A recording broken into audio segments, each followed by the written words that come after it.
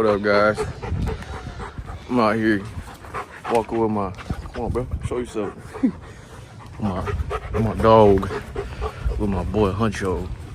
All right, so I was just kind of thinking right now that I want to make a little video on the people for those small accounts, you know, because there's a lot of people that want to start trading but don't really know what to do or how to start. And when you want to start, you don't want to risk too much money, right? Unless you have money to play with it. Let's be real, not a lot of people got bread to, you know, play like that.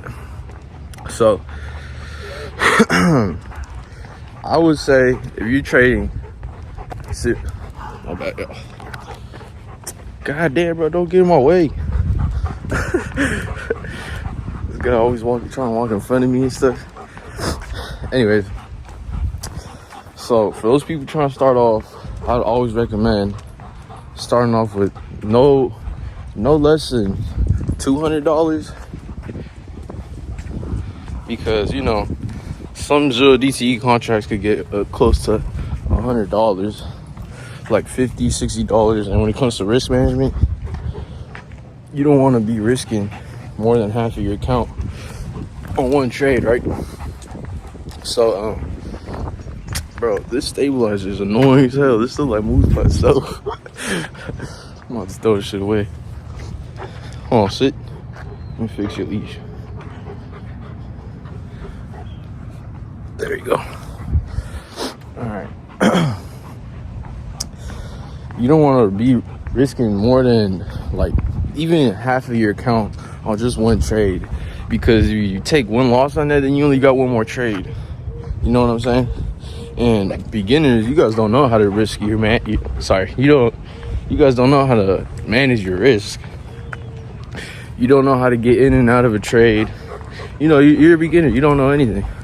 So in order to like trade with a little bit of money and also learn, you want to trade with at least $100 to $200, and then stick to zero DTE trades.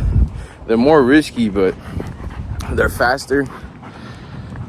You guys I'll give you guys another video on option trades, but that's basically what you want to start with. Or if you want to do Forex, then that's a whole nother video. But oh, you just stepped on hella mud. I got white shoes too, but you steps on me, it's over. Okay, so when you're trading with more than $200, let's just give an example. Let's say you're starting off with like $400, right? Starting off with $400. Come on, bro. Oh, you sniffing up on everything. You're starting off with $400. You don't want to put more than, not even a quarter of that. You don't want to put more than even like $70 per trade, and you only want to take one trade a day too. Some people will start like over trading or revenge trading and want to make that money back, whatever they lost. You get it, because you know beginners are still emotionally tied to money. They don't know anything about that psychological side to the money, you know, because the trading, money is not money. People trade for money, but that's not what you should be trading for. You should actually be trading to actually, like, you know, look for a good setup. You need to have rules to follow. All these little things that basically make a trade a good trade, or a trader a good trader. Because if you're not doing those things, then you're just gambling at that point. And then that's when people lose their money, because they don't know what they're doing, and they're gambling. They're gambling their money because they just want money in return. They don't look for the things that they're supposed to look for. They don't do the work. They don't do anything that trading really requires, you know? Which is just gambling. That's why people say it's just a gamble, or whatever they say, whatever they have to say about trading is because they lose. They weren't successful. You know, when an actual trader is successful in the journey, they understand the work that goes behind it. They understand that trading is not just trading. They understand that money is not how other people look at money. It's a tool. It's something that you get out of a good trade, out of being a good trader. So if you practice your rules and have a certain setup, you know, like a whole, what do you call it, routine to follow, a game plan before you take any trade, then that's how you know you're doing good, and the money will just follow. So it's not about the money. Trading is more than just money. So I just had to get that out the way. When you're trading with a small account, you don't have too much cushion to take that many trades. A lot of people aren't aware that you could lose more trades than you win some and still be profitable. You can have a 30% win rate and still be profitable. Sorry, I'm not even looking at the camera. I'm not even sure if it's pointing at myself. But yeah, you can still be profitable with just that 30%. And the way how that works is basically the trades that you lose, you want to be so good at managing risk, so good at being self-aware that you know when you're in the wrong and you accept it. So you cut that trade as a loss. You got nothing tied to that money that you put in that trade. You take a little loss and you move on to the next trade, or wait till the next day, or whatever. You know what I'm saying? You don't go right away trying to make that money back or anything. You accept the loss. You're wrong, and you come back with a fresh mind the next day, or you wait for a better setup, whatever it is. But that's basically how you have to look at a loss.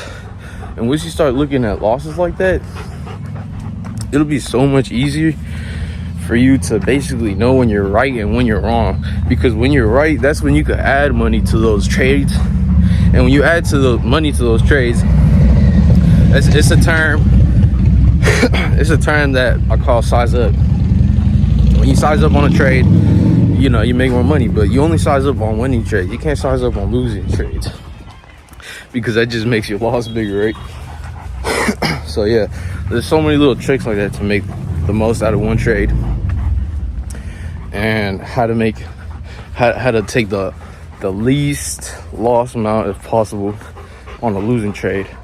And when you take a lot of losing trades like that, it doesn't matter if you take 100 little losses like that and you take 5, 10 big trades, that'll wipe all those losses out. So that's kind of how that works. And if you really want to try to get as close as to what's it called, 100% win rate, is pretty much impossible. But you can get really close. There's strategies for that. There's strategies to get close to 100% win rate. And that's kind of just by, you want to, come on, bro, give me a shot. You want to basically trade less. You want to stick to swing trading, because day trading, there's always going to be more losses involved. And swing trading is, I don't know. I don't really like swing trading because I don't like to wait. I don't like to wait too long. I'm patient, but I'm not that patient. I like to just make my money the same day, call it a day. You know what I'm saying? So yeah, that's just my take on that. But basically, less is always more. So if you're taking less trades, that's going to be better overall. You're going to see less losses. You're going to get probably a higher percentage win rate. But win rate doesn't even matter. You know, it's all just, are you sticking to your rules? Are you managing your risk? All these little things is what actually matter. Are you being patient? Are you being disciplined? Because I always say, to be a good trader, you have to be disciplined. But you can't just be disciplined on the charts. You have to be disciplined. Sorry, I keep burping a lot. I don't know why. But you gotta be disciplined outside of the charts too, man. Like, if you tell yourself you're gonna go for a run or something, actually do it. You're gonna hit the gym, actually do it. You're gonna start eating better, actually do it. Little stuff like that. Start making your bed. You know, anything that you think would better yourself, do it. But actually do it. Don't just tell yourself you're gonna do it and then not do it, because that just adds to your bad psychology. you know, and psychology runs deep into trading.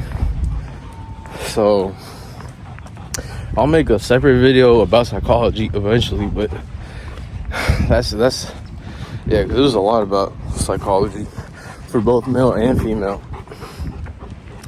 So I don't know, when I started trading, I always found that psychology is still really interesting. But yeah, that's it. You wanna oh, one thing I almost forgot to mention.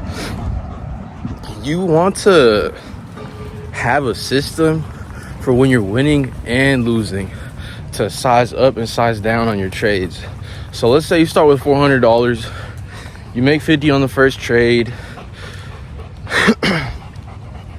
you make 50 on the second trade, you make 100 on the third trade. Okay, so how much are you up now? $600. So with that $600, you're gonna want to start trading a little bit more than $70 per trade. Let's say you're gonna want to start trading with $110 this time.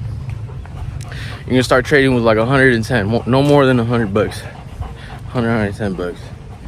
Right? Take the next trade, boom, you take a loss.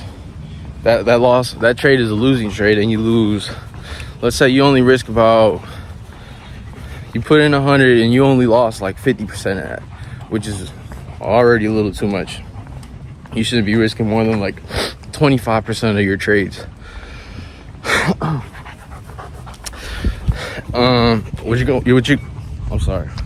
What you're gonna want to do on that next trade, dude, it's a stabilizer, man. I'm telling you. Oh, I think it's dead actually. Oh, my stabilizer died, that's why. Damn it. Alright, you guys are just gonna have to listen to this last part because I'm holding this. I don't feel like fixing my phone. For that next trade, that next losing trade, you're gonna wanna basically just size down by back to where you started. So back down to $60, $70 trades. And then you're gonna want to keep that system throughout your whole journey. You can make your own system. Every 5 winning trades, you size up a little bit, and every losing trade, you size back down. It's as simple as that. It keeps you afloat. It helps so you don't lose all your account in the next freaking trade, because when you revenge trade, people tend to put way more money than they actually mean to risk or want to risk, and they don't realize till after they take that loss. So I want to go through that. Stick to your rules, follow your plan.